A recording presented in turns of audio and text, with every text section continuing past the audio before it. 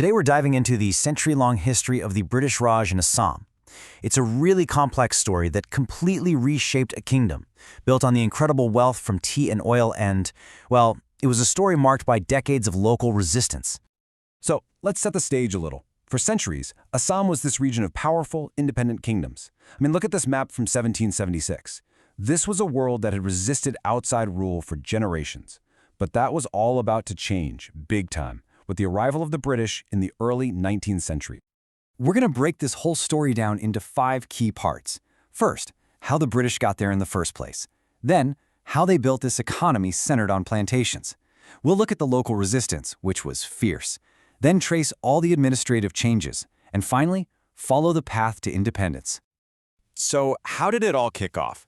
Well, what's really interesting is that British rule in Assam didn't start with a direct conquest. Nope. It was actually a consequence of a war they fought with the people who were occupying it at the time, the Burmese.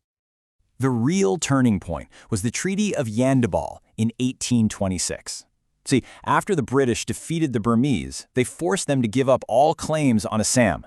This treaty wasn't just about ending Burmese influence. It was the official starting pistol for British control over the entire region.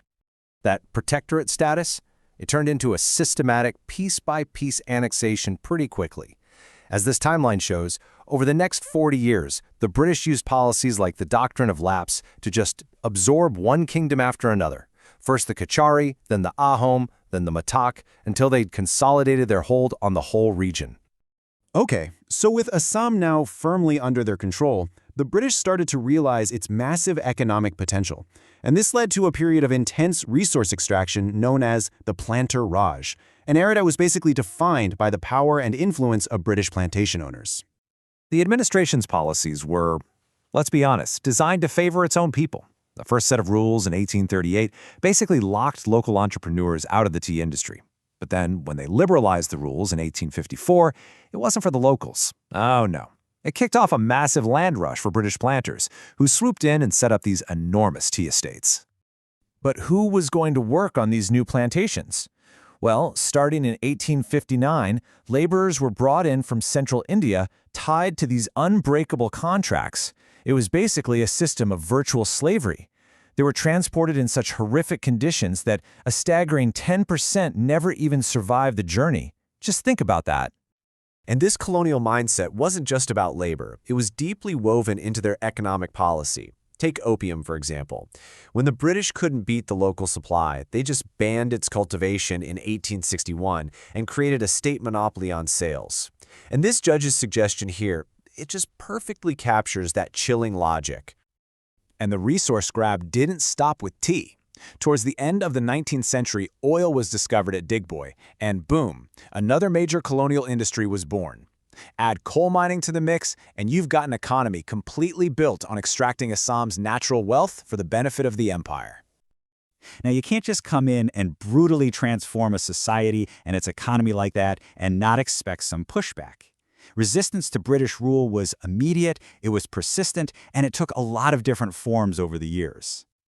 Right from the very beginning, there were armed revolts. As early as 1828, just 2 years after that treaty, Gamdar Konwar led an uprising. And even though it was suppressed, it kind of set the tone. Later, during the Great Indian Rebellion of 1857, Assamese leaders like Manoram Dewan joined the cause, and they were executed for their defiance. But you know, some of the most significant resistance didn't come from princes. It came from peasants. In 1861, thousands of people gathered at Fulaguri for a rice mill, that's a people's assembly, to peacefully protest a new tax. The whole thing escalated, a British officer was killed, and it led to a violent crackdown. This incident set a tragic pattern of protest and brutal suppression, which really culminated in 1894 at Pathragat. Here, another peaceful gathering of unarmed peasants protesting high taxes was met with just overwhelming force. The authorities opened fire on the crowd, and it turned into a massacre that left scores of people dead and injured. So while the British were busy cementing their economic control and putting down revolts, they were also constantly messing with Assam's administrative identity, redrawing its borders, changing its status, and all of this caused huge social and political upheaval. Just look at this table for a second. In less than 100 years, Assam goes from being part of the Bengal presidency to its own province with a capital at Shillong, then it gets merged into this controversial Eastern Bengal and Assam thing with a capital in Dhaka, before finally becoming its own province again. These constant changes created so much instability. And during this period of flux, the colonial government also made a decision with profound, long-lasting consequences. To get more agricultural output and more tax revenue, they actively encouraged peasants from East Bengal to come and settle in the Brahmaputra Valley. This policy of sponsored migration would permanently change the region's demographics, and really, it set the stage for political tensions that are still being felt today.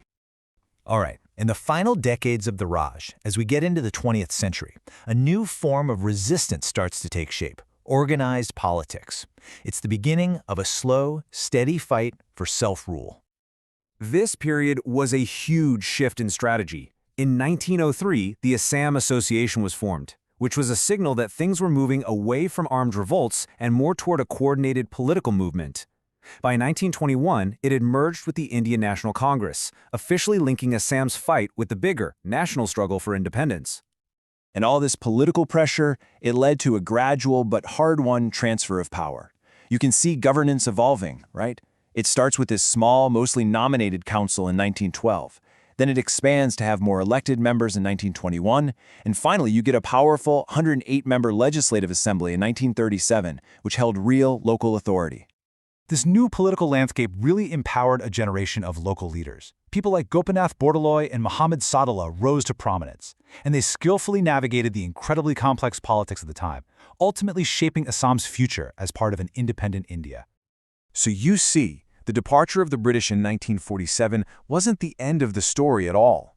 It was the beginning of a whole new chapter. It left behind this incredibly complex legacy of economic structures, demographic changes, political boundaries that continues to influence the region today, which leaves us with this central question. To learn more about the region's absolutely fascinating history, you should definitely check out the other explainers in our South Asia History playlist. And hey, if you found this breakdown helpful, don't forget to subscribe to the channel for more deep dives just like this one.